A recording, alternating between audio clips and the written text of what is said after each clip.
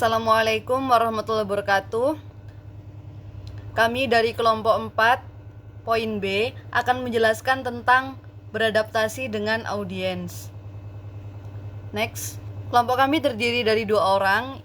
Yang pertama Rahel Nazla, yang kedua Rahmana Najwa Sabil, yaitu saya sendiri. Apa sih adaptasi dengan audiens itu? Adaptasi dengan audiens yaitu proses menyesuaikan pidato dengan kebutuhan, minat, dan harapan audiens.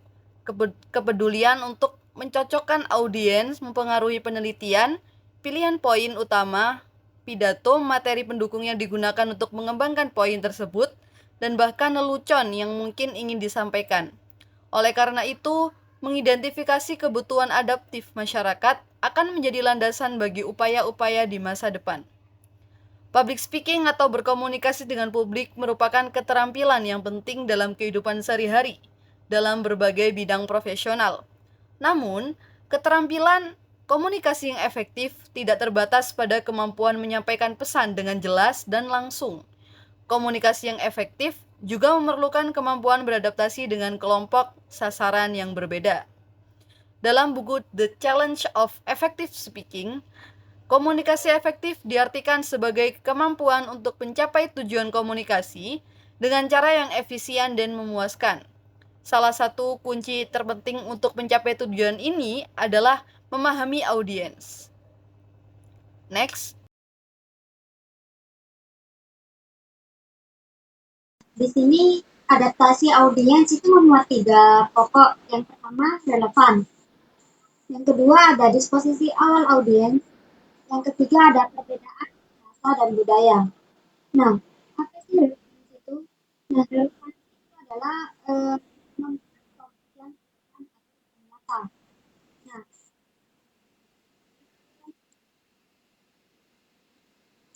contoh penyesuaian relevansi. Nah, itu ada 3, yaitu tunjukkan ketepatan waktu, yang kedua tunjukkan kedekatan, dan yang ketiga tunjukkan dampak pribadi. Nah, tunjukkan ketepatan waktu. Nah, di sini kita sebagai pembicara kita harus juga memiliki ketepatan seperti sekarang atau nah, contohnya seperti berbahaya main HP saat mengemudi. Nah, karena kita berbicara atau kita bermain HP saat mengemudi itu memiliki dampak yang sangat berbahaya. Kecelakaan atau tabrakan dan lain sebagainya. Nah, jadi masalah ini bukannya tidak berbahaya, merupakan sesuatu yang ditanggapi dengan serius oleh kita semua. Nah, yang kedua ada tunjukkan kedekatan. Ini lebih cenderung akan mendengarkan kita atau lebih tertarik pada informasi yang dekat dengan kita, yaitu seperti kehidupan pribadi atau kehidupan keluarga atau dan sebagainya. Nah, semakin jauh satu informasi, maka semakin kurang minat untuk mendengar kita. Jadi kita itu harus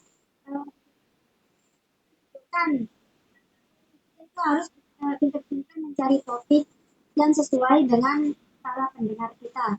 Nah, yang ketiga itu ada tunjukkan dampak pribadi. Nah,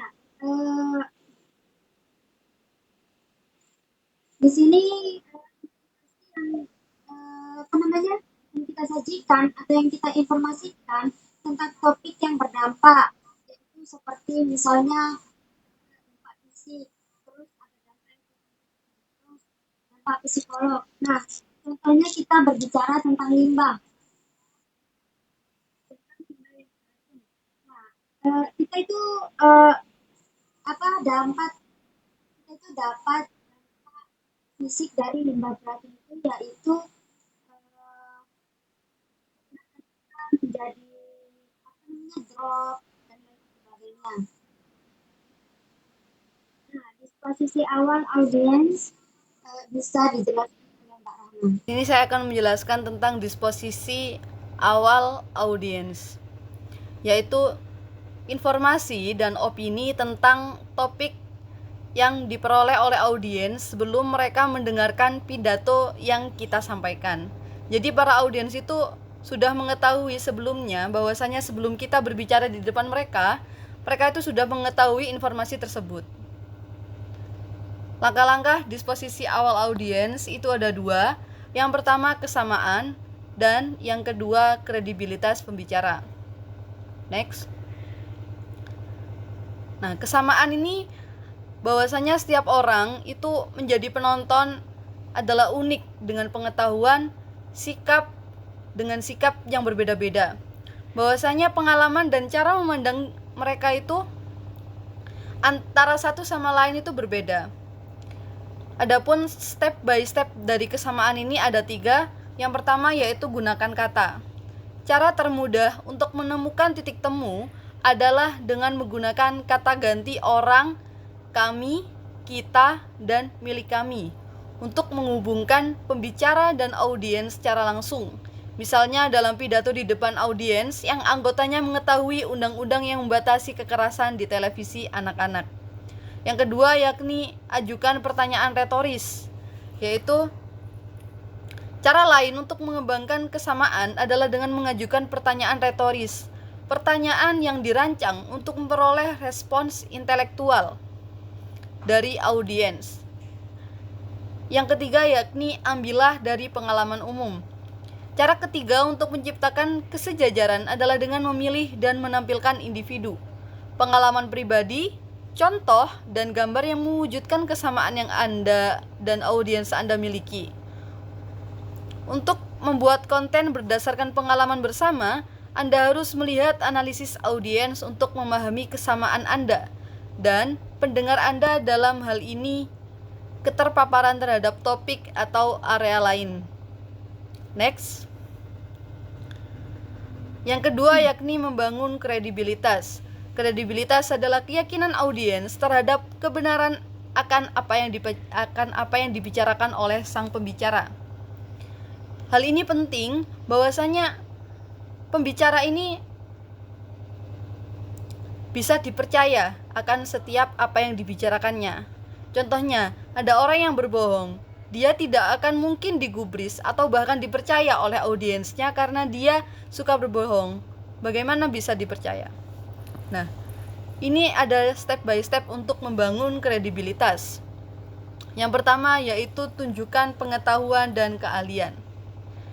Ketika pendengar melihat Anda sebagai pakar berpengalaman, mereka akan menganggap Anda itu kredibel.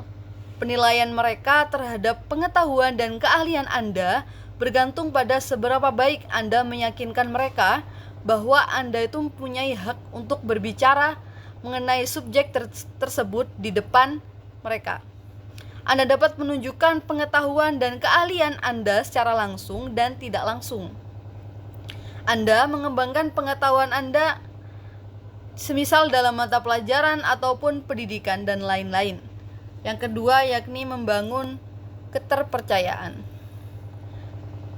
Yaitu dengan membangun keterpercayaan ini bisa membuat kalian di depan pembicara itu sebagai orang yang jujur demi kepentingan terbaik buat mereka. Semakin audiens melihat Anda sebagai orang yang dapat dipercaya, semakin Anda dapat dipercaya. Orang menilai kelayakan orang lain berdasarkan karakter dan motifnya. Dan dengan cara ini Anda dapat menunjukkan bahwa Anda itu dapat dipercaya dengan mengikuti standar etika dan jujur terhadap apa yang Anda motivasi. Yang ketiga yakni menampilkan kepribadian. Sejauh mana Anda mengembangkan kepribadian yang Anda sukai atau tidak disukai, semakin Anda mendengarkan orang-orang seperti Anda, semakin besar kemungkinan mereka mempercayai apa yang Anda katakan. Next, perbedaan bahasa dan budaya bisa dijelaskan oleh Mbak Rahel. Baik, di sini ada perbedaan bahasa dan budaya. Nah, ketika kita berbicara di depan umum, aktivitas sosial dan budaya itu seperti yang kita duga. Nah, praktek berbicara di depan umum dan perspektif efektivitas kita itu berbeda-beda. Saat mempersiapkan dan atau kita ingin menyampaikan pidato, penutur dari budaya dan subkulturnya yang berbeda itu menggunakan tradisi komunitas penuntunnya. Dalam bahasa yang berbeda dengan pengalaman yang bersama, eh, terbatas untuk menciptakan sudut pandang yang sama. Di sini cara kita mengatasi perbedaan bahasa dan budaya. Yang pertama, apabila bahasa asli atau bahasa pembicara, maka halayak mungkin tidak memahami tutur pembicaraan karena kesalahan pengucapan atau kesalahan aksen. Nah, bisa jadi kita juga apa namanya salah menggunakan kosakata. Rasa takut melakukan kesalahan ini dapat membuat penutur bahasa atau merasa rendah diri. Sebagian besar audiens lebih toleran terhadap kesalahan yang dibuat oleh penutur bahasa. Kedua dibandingkan penutur asli. Namun penutur bahasa kedua mempunyai tanggung jawab untuk memastikan bahwa ucapan mereka dapat dipahami sebaik mungkin. Nah, kita itu dapat membantu audiens berbicara perlahan dan mengartikulasikan sejelas mungkin dengan memperjelas atau memberi diri Anda yang ekstra untuk mengucapkan suara-suara aneh dan memiliki kata-kata kita yang tahu artinya. Ada pilih materi yang sensitif secara budaya. Meskipun menyelesaikan permasalahan bahasa mungkin agak tampak sulit. Namun mereka itu memiliki latar belakang budaya yang sangat berbeda-beda dengan audiens. Nah, cara kita untuk menghadapi tantangan ini karena mereka itu memiliki pengalaman umum yang tepat digunakan. Nah, sebagian besar kita itu harus bisa beradaptasi dengan audiens, tergantung bagaimana cara kita membangun kesamaan dan memanfaatkan pengalaman kita bersama. Nah, terus ada membentuk rencana khusus adaptasi audiens. Nah, kita sekarang bisa memahami bagaimana tantangan yang dihadapi para apa namanya untuk menggambarkan minat dan pemahaman para audiens itu. Dan kita akan membaca tentang teknik yang adaptasi ini. Nah, kita juga bisa menyelesaikan analisis mendengarkan. Jadi kita itu siap untuk memikirkan masalah adaptasi apa yang kita temui dalam pidato dan bagaimana cara kita untuk mengatasi permasalahan-permasalahan tersebut. Nah, ada tahapan siklus pembelajaran call. Mungkin bisa dijelaskan dengan kalian barangkali. Nah, di sini ada tahapan siklus pembelajaran KOLP ada 4. Yang pertama pengalaman konkret, yaitu melakukan.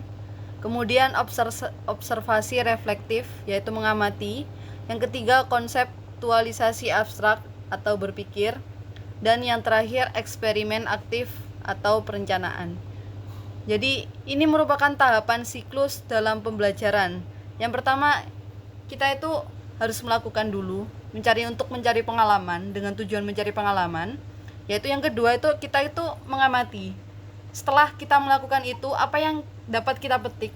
Kira-kira apa yang kira-kira menjadi nilai plusnya itu bisa kita lanjutkan.